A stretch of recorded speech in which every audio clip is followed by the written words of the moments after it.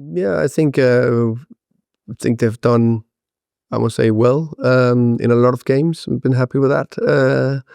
I think it's one thing is that partnership. It's also what is the 4 players in front and what is the structure we have in general in the team that we need to constantly build on.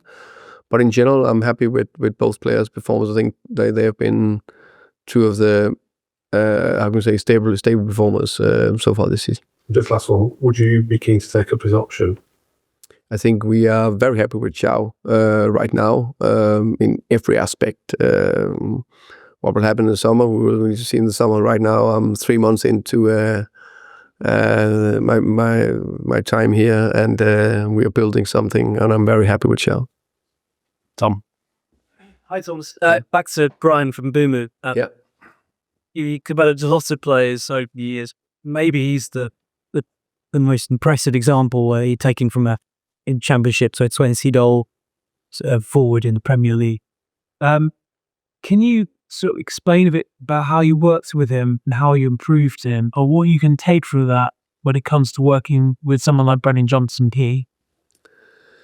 I think, of course, it's a lot of it is also down to Bryan's mindset and how he works with a lot of things himself, because the player is the player that they need to be willing to work hard to develop every single day through good times and tough times. We always say that, but I think worked a lot over the years with him and the other coach as well, with how we develop his, I can say, goal scoring abilities. The first season he came in, I think he scored 16, 17 goals. It was incredible coming from Ligue 2 in France and going straight into the Championship. So there's a lot about over the years how he's arriving in the box, how he's finishing, but also his more consistency in the hold-up play, so didn't lose too many easy balls. And there was probably a little bit on that mental side of it, to be consistent, don't be too frustrated if it doesn't go too well. And right now, I think he's close to not the perfect player, but complete winger in many ways. He got pace, he can dribble, he can cross the ball, he can score goals, he can arrive on the last line. He works incredible hard. He is, he's a good team player. So, decent player. Using that example, that own players. Yeah, but I would say that's what I try to do through all my years in football. Of course, I know it's about winning and put a team out there that can win. But my mindset has always been to develop people. So that's what I try to do with the players we have here, together with the very, very good coaching staff we have. And how I do it is, try to have a positive approach to it. Of course, sometimes we need to be a little bit more firmer in spells, but it's about development. It's about, let's say, Brennan, how does he be more positive? What is his position when we build up? How does he arrive in the box? How is his linker play? Does he work hard enough? And that's conversations, that video clip, that is feedback, but it's constant feedback day in, day out. I know you don't read press or follow the sort of narrative about Tottenham at the moment, but one of the debates has been about Brennan Johnson. He was obviously top scorer last year, scored a goal in the final, and a lot of question marks about how he fits in to the Thomas Frank era. He obviously had a mixed night the other night, scored pretty cold, but sent off as well, perhaps harshly. What do you view as his role in your team going forward? Not only positionally, but also responsibility. I think first of all, I got 20 players, so I can only play 11. Then we need some that need to come off the bench, and I say this year we will play more than 60 games, so that's a lot of games. That's one thing. In Brenner's case, I think he very aware of all his strengths. Also, he started the season well by starting, I can't remember what it was, definitely a few 3 or 4 games scored against Burnley and against Man United. And every single time he then comes in, then he scores against Doncaster, then he scores against Copenhagen. So So I think he got something that is extremely important, the ability to score goals. That's quite good. And that arriving in the box and also on the counters, I think that's a super strength of his. So there's a lot of bits I like from him. I think he is good to also to produce crosses and play around the side in those situations. I think he's tactical, clever player. I think he's a good player. And just lastly, back to Solanke, but you mentioned a few weeks ago about Drazen being involved in a friendly during his international break. Yeah. Is there any chance of Solanke being involved in that? Yeah. Most likely not. And with that in mind, given it's November now, and this has been going for a while, is it fair to fans to expect him to play again before 2026?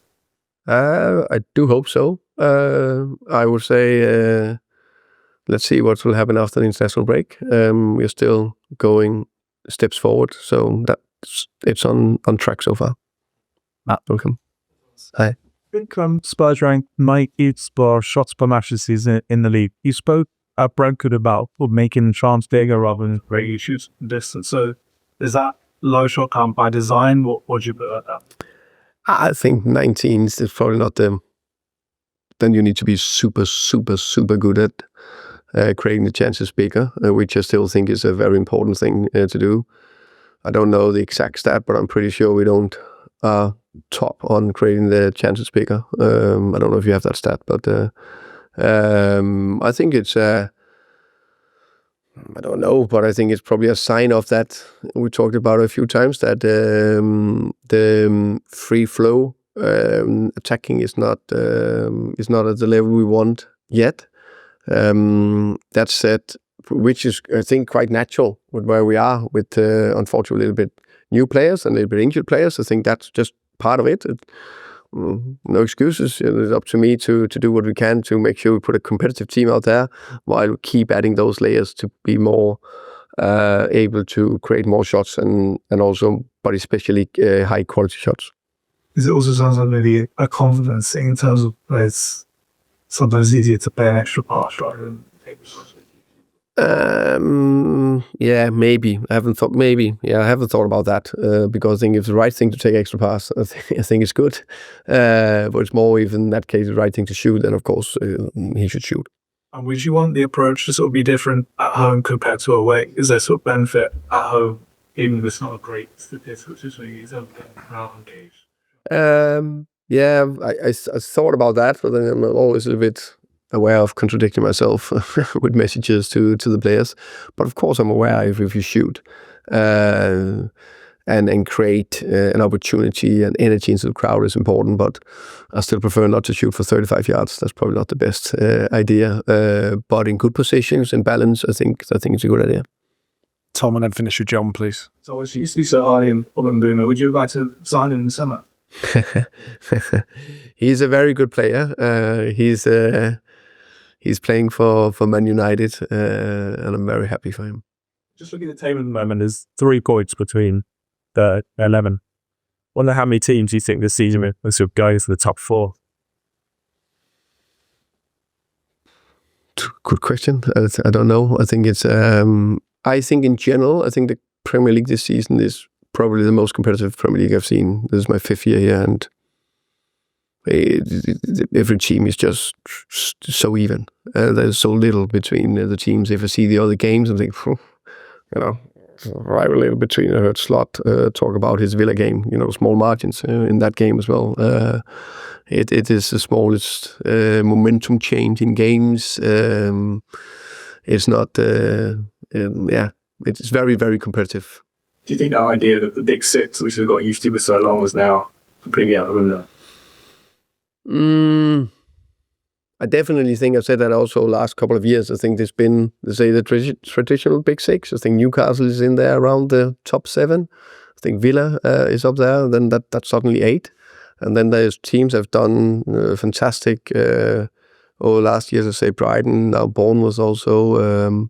So it's very, very competitive. And then it is just a different beast when you want to be up there to play Europe and compete in the league. So with that in mind, how much of an advantage is it for a team like Man United where they don't have European competition as you? No doubt it's an advantage. No doubt. It's, I said from the beginning, we want to be able to compete in both, because that's, if we want to get where we want to be, we need to be able to perform in Champions League, Europa League, and still top perform in the league. There's no two ways about it. That's for the fans, the status, the money, everything what we want, achieve, ambitions. But to have a week to prepare for a game, to have the freshness, that means something.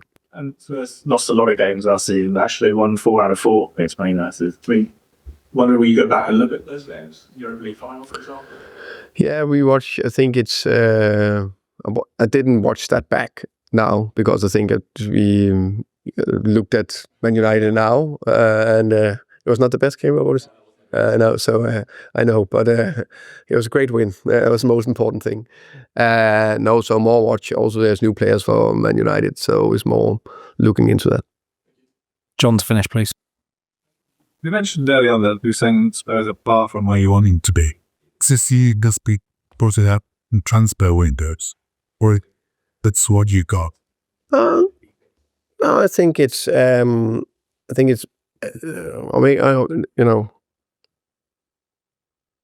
think there's two things. I think it's always take a little bit of time to get your team to fully firing where you want it to be, and compete consistent every match. So we don't have too many. Let's say we lost to Chelsea, but it was a much better performance. Okay, then probably a lot of people will be disappointed or whatever critical questions. But for me, it was the performance is the most important thing, because when you have consistent performances, then you just know you can turn things around better. So for me to be consistent in every game-ish, playing in, how can I say, be even more clear in the offensive part of the game. I think to compete on the defensive side, I think we ticked it quite well. And then, of course, I think every coach wants a fully fit squad to select from when you want to put a competitive team out there. I think that's no complaints. I know we will have. I know we'll play. I know we'll do well tomorrow against Man United. But it's quite good to have all your good players available compared to not. Does that mean you also need some other strengths on with strengths? I think, as I said from the beginning, I think we had a good squad. So I like to see first and foremost with the players we have here fully fit and available, ready. I think that's the most important thing. I think. What did you make of that time you on when you were watching the neutral? A game that meant a lot to both clubs and teams. But it's not often a final is a fantastic, beautiful football game. This wasn't. But for us, it was a fantastic win. Okay, thank you. Thank you, guys. Thank you. Yeah, good. Thank you. Good. Thank you, guys.